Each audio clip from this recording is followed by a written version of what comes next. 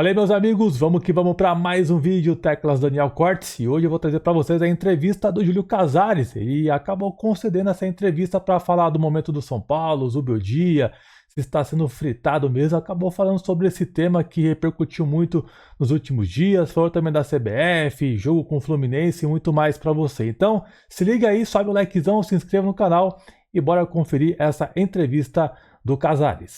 Eu li tanta coisa, aliás, quando vem data FIFA, fica um tempo sem jogo, parece que há um aquecimento das pessoas darem furo de reportagem, enfim, e eu fico assustado, porque o São Paulo na sua história, veja só, na nossa gestão, vamos falar da minha gestão, nós tivemos o Fernando Diniz já em exercício. Aliás, eu queria agradecer o Fernando Diniz, que quando a minha mãe faleceu, ele foi me dar um abraço no velório, e foi um técnico que saiu na minha gestão. Então, o futebol está acima dessas coisas, né? E o Diniz, ninguém queria que ele saísse, aconteceu.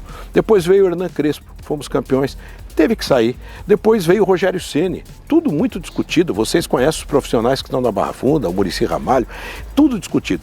E veio o Dorival Júnior, que saiu por um convite da CBF.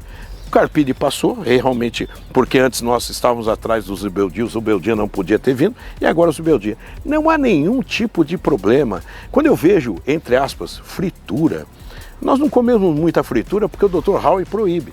O que não existe na nossa prática é fritura de profissional. Existe diálogo, existe verdade, e nós estamos felizes, não é porque perdeu uma classificação está tudo errado. E às vezes também quando ganha não está tudo certo, não.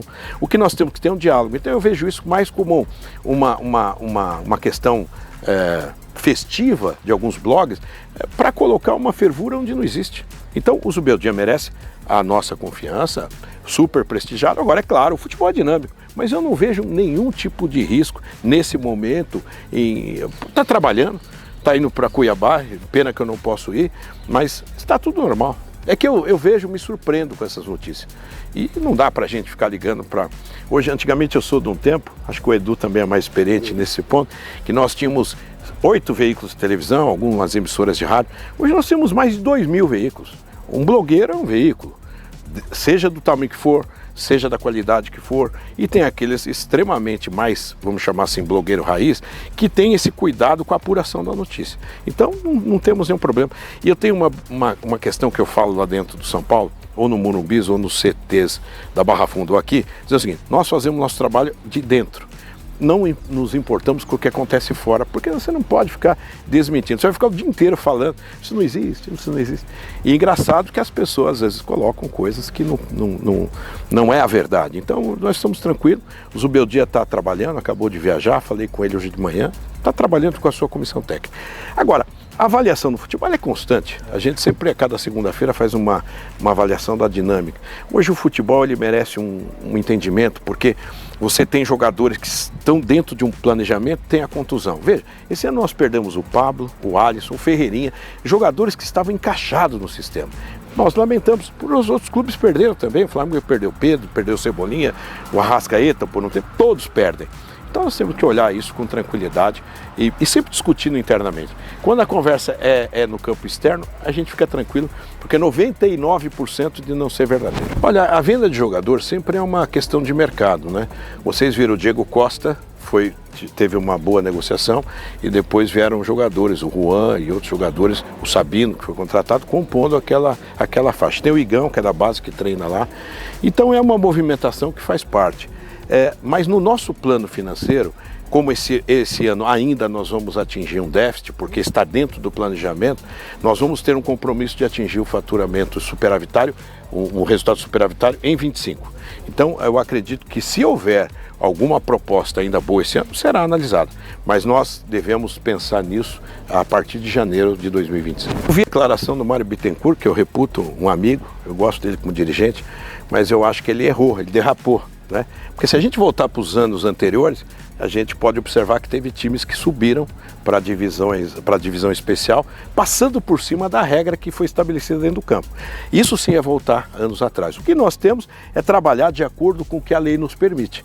O São Paulo está lutando porque foi um erro tão claro de direito que tem que ser discutido. Ou se não for discutido e não for decidido, nós vamos recorrer a qualquer decisão, vamos anular essa cláusula. Porque se tem um erro de direito tão claro, tão demonstrado como prova, e ele não for analisado, para que existe né, homens sérios que estão no STJD para definir isso. Então é melhor extirpar esta cláusula. Gente, acaba com o erro de direito, ela nunca será colocada em prática. Se tem algo previsto na lei e você, como parte, leva isso a exercício, e aí todo mundo fala, mas isso pode ser um mal para o futebol, então tira a cláusula, ela não é mais exequível. Mas eu vejo o Mário Bittencourt como uma grande liderança, o Fluminense, quando foi campeão da Libertadores e nós da Copa do Brasil, trocamos faixas, comemoramos. Eu acho que ele derrapou. A vida da gente, às vezes a gente escorrega, às vezes erra na emoção. Então eu acho que nós não estávamos trabalhando contra o Fluminense, nós estávamos trabalhando a favor da arbitragem, a favor do futebol, a favor até da CBF, que está tão claro a catástrofe que é a nossa arbitragem, que nós esperávamos ter contribuído. E vamos recorrer, vamos discutir isso nos âmbitos jurídicos desportivos. Acho que contra o futebol é se a gente fosse para a justiça comum. Dentro do âmbito esportivo, porque existe tribunal, STJD, é para ser exercido. Então nós não vamos mais recorrer a nada porque é mal para o futebol. Seria mal para o futebol ir para a justiça comum. Isso é levar o futebol para os anos 70, 60, 80. E também inverter resultado que deu no regra do jogo, onde você cai para outra divisão, depois você sobe. Aí sim, aí nós vamos ter que discutir que isso é voltar, não para a regra do jogo da época de 70, para o amadorismo mesmo, de quem bate na mesa, quem fala alto, de quem... E não é isso que nós queremos. Por isso nós queremos uma liga, e o Mário Bittencourt vai ser muito importante nesse processo. Nunca recebi por escrito nada sobre esse atraso. Esse atraso é algo que ficou no nimbo, assim, sabe? Ficou solto no ar. Porque veja bem, como vai falar de prazo se aquela prova era fundamental e ela não chegou? E olha que nós requisitamos 2 vezes.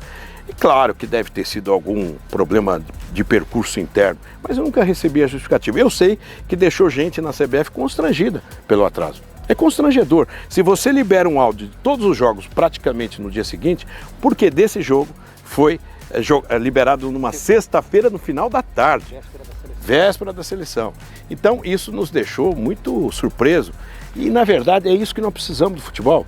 O Edinaldo é um presidente sério, um presidente da inclusão, é um presidente que tem princípios, os diretores da CBF são sérios, mas nós precisamos ajudar ele. A nossa entrada no STJD foi para ajudar, porque a arbitragem prejudica ele, prejudica a CBF, prejudica o futebol. Eu também não culpo individualmente os árbitros. O que eu estou querendo dizer é o seguinte, é um critério. Vocês viram a arbitragem que nós empatamos com o Botafogo aqui, fomos por os pênaltis. Foi uma arbitragem muito boa. Nós fomos desclassificados. Eu não vi problema nenhum. O VAR chamou, ele marcou o pênalti. Marcou outro pênalti, que foi claro. Enfim, eu não vejo nenhum tipo de problema quando a arbitragem ela segue um padrão. Os acréscimos. Tem um padrão que no futebol sul-americano dá 4, 5 minutos aqui, já teve arbitragem que deu 12. Então nós precisamos só estabelecer também a interferência do VAR, se é excessivo ou não. Nós queremos o melhor. E a posição do São Paulo, ela é clara, ela é a favor do futebol. E aqui na Liga, se Deus quiser prosseguir na unificação, nós vamos contribuir. Quem sabe a arbitragem melhorar, reciclar, talvez um intercâmbio, trazer gente de fora, para junto com os nossos grandes árbitros que tenham, aqui a gente pode desenvolver um plano melhor para que a gente não tenha esse dissabor. Porque a pior coisa no mundo é quando você está numa rodada de fim de semana e vê tantos lances polêmicos.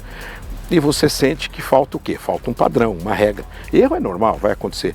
Mas hoje o VAR ele pode suprimir esses erros. E nós estamos vendo em alguns casos que o VAR interfere e potencializa o erro. Ou também, como foi no caso lá contra o Fluminense, que o VAR chamou, colocou claramente e o árbitro chamou para si aquele erro. Aí depois veio atrás do vídeo. Então é uma coisa que no mínimo é muito polêmica, muito estranha e nós estamos cumprindo o que a lei nos autoriza, dentro do regulamento das competições. Postular e recorrer, qualquer porventura decisão que nos contrarie. Mas nunca contra a instituição Fluminense ou contra a instituição CBF, a favor do futebol, a favor da arbitragem. Pessoal, essa foi a entrevista, espero que vocês tenham curtido o vídeo, comente o que você achou aí, o Casares mandou bem ou não, deixe a sua opinião aqui embaixo. Valeu, tamo junto!